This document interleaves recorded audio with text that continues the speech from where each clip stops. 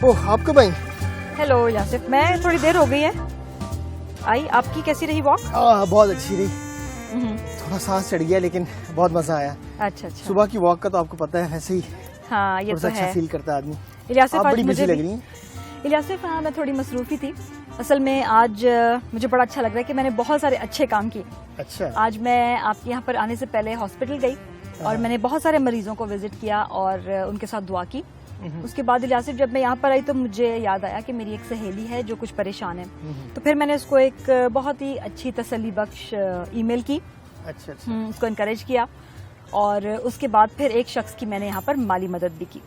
तो मुझे बहुत अच्छा लग रहा है ये सोचकर कि मसीहियों को अच्छा लगता है यासिफ ये सोचते हैं जब कि हम सब कुछ सही कर रहे हैं और खुदावंद की तरफ से हमें उसका अजर भी मिलेगा। और मैं उम्मीद करती हूँ कि यही अजर आज खुदावंद मुझे भी देगा। तो उसका मतलब आज आपने सारे सही काम किए हैं और आप उस अजर की उम्मीद रखती हैं जो खुदावंद आपको दे। बिल्कुल। वेल काशिफा, किसी हद तक इस तरह सोचना गलत नहीं है, मगर इस सोच के साथ अपने आप को रूहानी नज़्म व ज़ब्त के लिए कायल करना दुरुस्त नहीं होगा। मेरा ये ईमान है और मैं चाहूँगा कि आज हम थोड़ी देर के लिए इस चीज़ पर बात करें कि मसीही जो हैं वो अपने आप को रूहानी नज़्म व ज़ब्त के लिए किस तरह बेहतर तौर पर कायल कर सकते हैं। इलियासिफ, वो हम कैसे कर सकते हैं?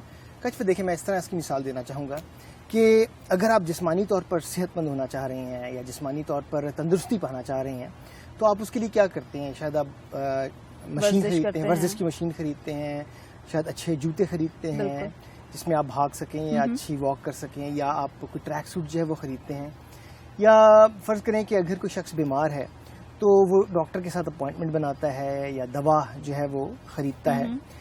लेकिन इन सारी चीज़ों को महज सिर्फ ख़रीद लेना या अपने पास रखना काफ़ी नहीं होता, बल्कि आपको अमली तौर पर इसे अपनी ज़िंदगी में इस्तेमाल करना पड़ता है, तो ही आप अपनी ज़िंदगी में कोई तब्दीली देखते हैं। बिल्कुल इसी तरह रूहानी नज़्म व ज़ब्त में अगर आप के लिए कायल होना चाह रहे हैं तो याद रखें कि अगर आपके पास कलाम मुक़द्दस है, गीतों की किताब है, साज़ पड़े हुए हैं और आपके पास शायद लोग क्वायर में कोई गीत गाने वाले भी हैं, और अगर इन सारी चीज़ें ये सब लोग आपके साथ मौजूद हैं और ये साज़ मौजूद हैं और ये चीज़ें आपके पास मौजूद हैं, और अगर आप उनका इस्तेमाल नहीं कर रहे तो इनका कोई फ़ायदा नहीं। आप रूहानी नज़्म व ज़ब्त में तरक्की नहीं हासिल कर सकते, ना ही कायम रह सकते हैं। आपको इसे इस्तेमाल करना पड़ता है। आप दुआ में, रोज़े में, कलाम को सीखने में, कलाम मुक़द्दस के वसीले से, अगर साज़ मौजूद हैं तो उनके वसीले से खुदा की हम्द व सताइश और परस्तिश में आप वक्त गुजार सकते हैं।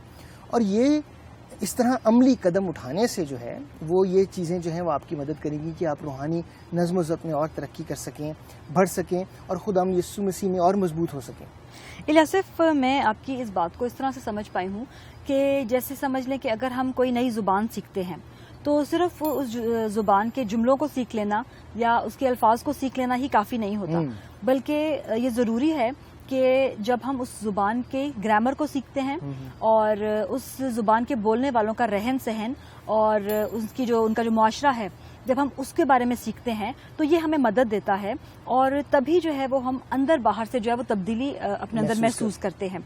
और उसी के साथ को अगर हम देखें कि जब हम खुदावंद की रहनुमाई में, रूहुल कुद्स की रहनुमाई में अपनी ज़िंदगी को बसर करते हैं तो पाक रूह जो है वो हमें भी अंदर और बाहर से तब्दील करता है। बिल्कुल आपने दुरुस्त कहा कि ये उसी वक्त हो सकता है जब हम रूहुल कुद्स की रहनुमाई में अपनी ज़िंदगी जो है गुजारते हैं।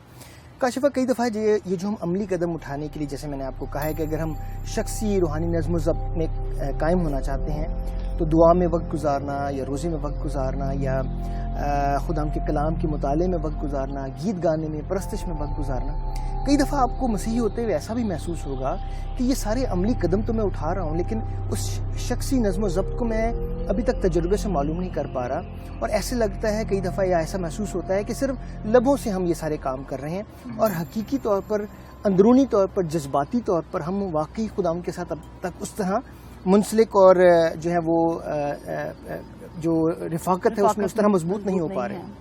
तो इलियासिफ, क्या आपका ख्याल है कि इस सूरत हाल में हमें कलाम पढ़ना और गीत गाना और दुआ करते रहना जो है हमें जारी रहना ज़रूरी है? बिल्कुल, मैं यहाँ पर नसीहत यही करना चाहूँगा क्योंकि कई दफ़ा लोगों को ये लगता है कि ये बड़ा ख़तरनाक मोड़ है, या शायद हम खुदावंद के साथ उस तरह रिफाकत में कायम नहीं रह रहे और खुदावंद इस बात से हमसे रंजीदा है या नाराज़ है। लेकिन मैं यहाँ आपको बताता चलूँ कि रूहानी नज़्म व ज़ब्त कायम करने के लिए अगर आप अपने जज्बात में इन चीज़ों को महसूस करें کہ جہاں آپ اس لگاؤ کو نہ دیکھ سکیں اور نہ محسوس کر سکیں تو بھی ان عملی اقدام کو جاری رکھیں. دعا کرنا نہ چھوڑیں, کلام مقدس کا مطالعہ کرنا نہ چھوڑیں, گیت گانا نہ چھوڑیں, روزے میں اپنے آپ کو ٹھہرانا نہ چھوڑیں, خدا ان کی حمد و ستائش میں جو وقت آپ نے مقرر کیا ہوا ہے اس کو نہ چھوڑیں. اس کی وجہ یہ ہے کہ میں یہ سمجھتا ہوں کہ اور کلام کے مطابق بھی کہ خداوند کا کلام جو ہے وہ کبھی بھی بے تاثیر نہیں لوٹتا. اگر آپ یسایہ اس کا 55 باب اور اس کی 11ویں آیت پڑھیں تو وہاں بڑا واضح طور پر خداوند کا کلام ہمیں بتاتا ہے کہ خداوند کا کلام کبھی بھی بے تاثیر نہیں لوٹتا. یقیناً جب ہم اپنی زندگی میں ان عملی اقدام کو لیتے رہتے ہیں تو یہ وقت آتا ہے ایسا کہ جہاں پر ہم اس تبدیلی کو اپنی زندگی میں دیکھ پاتے ہیں اور محسوس کر پاتے ہیں. یاسف, آج ان ساری باتوں سے میں نے یہ سمجھا ہے اور سیکھا ہے کہ اچھے کام کرنا اور اچھے اعمال ہونا بھی اچھی بات ہے, لیکن ساتھ ہی ساتھ ہمیں خداوند کی رہنمائی میں اپنی زندگی کو بسر کرنا اور عملی قدم لینے کی ضرورت ہے. اور کاشفہ, میں ایک بات یہاں پر آخر میں ضرور بتانا چاہوں گا, اور وہ یہ ہے کہ ان عملی قدم اگر آپ اپنی زندگی میں ایسے لینا چاہ رہے ہیں جہاں پر آپ روحانی نظم و ضبط کو اپنی زندگی میں قائم کرنا چاہ رہے ہیں, اس کے لیے خدا کے ساتھ علیحدگی میں وقت مقرر کریں. ایسے چلتے پھرتے ہوئے دعا نہ کریں یا سوچیں کہ میں نے شاید آج سارا دن کلام کو پڑھنے میں وقت گزارا ہے تو میرے لیے یہ کافی ہے. ایسا بالکل نہیں ہے, بلکہ خداوند کے ساتھ علیحدگی میں وقت گزاریں, روح القدس کی رہنمائی اپنی زندگی کے لیے لگاتار چاہیں تاکہ خداوند آپ کی زندگی میں آپ سے ہم کلام ہو, آپ خداوند سے دعا کے ذریعے بات کریں اور خداوند کی آواز کو سنیں, تو آپ دیکھیں گے کہ اس تبدیلی کو آپ اپنی زندگی میں محسوس کرنا شروع کریں گے اور آپ یقیناً ایک وقت آئے گا کہ روحانی شخصی نظم و ضبط کے لیے آپ قائل ہوں گے اور خداوند کے ساتھ ایک خاص اور ویلیوبل وقت جو ہے وہ گزارنا شروع کریں گے. الیاسف, آج اس خوشگوار ماحول میں یہ ساری باتیں کرنے سے مجھے بہت برکت ملی ہے اور میں چاہتی ہوں کہ جو کچھ بھی آج ہم نے سیکھا ہے میں اس کو دہراؤں. ضرور. مسیح ہوتے ہوئے ہم حقیقی طور پر شخصی روحانی نظم و ضبط کے لیے قائل ہوں. شخصی روحانی نظم و ضبط قائم کرنے کے لیے کچھ عملی اقدام کرنے کی ضرورت ہے, یعنی دعا, روزہ, گیت گانے, کلام پڑھنے اور عبادت کرنے میں بدل و جان سے وقت گزارتے رہیں تو یہ ہماری تبدیلی کا باعث بنتی ہے. جب ہم روح القدس کی رہنمائی میں زندگی گزارتے ہیں تو روح القدس ہمیں اندر باہر سے تبدیل کرتا ہے اور ہم شخصی روحانی نظم و ضبط میں ترقی کرتے ہیں. کاشفہ, میرے خیال چلے پھر گھر. الیاسف, مجھے تھوڑا سا کام ابھی اور کرنا ہے, تو ایسا ہو سکتا ہے کہ آپ 1 یا 2 چکر اور لگا لیں, تو جب تک میں فارغ ہو جاؤں گی پھر گھر چلتے ہیں. چلیں ٹھیک ہے, پھر ایسے ہی کرتے ہیں, ساتھ چلیں گے. ٹھیک ہے, میں آیا چکر لگا کے.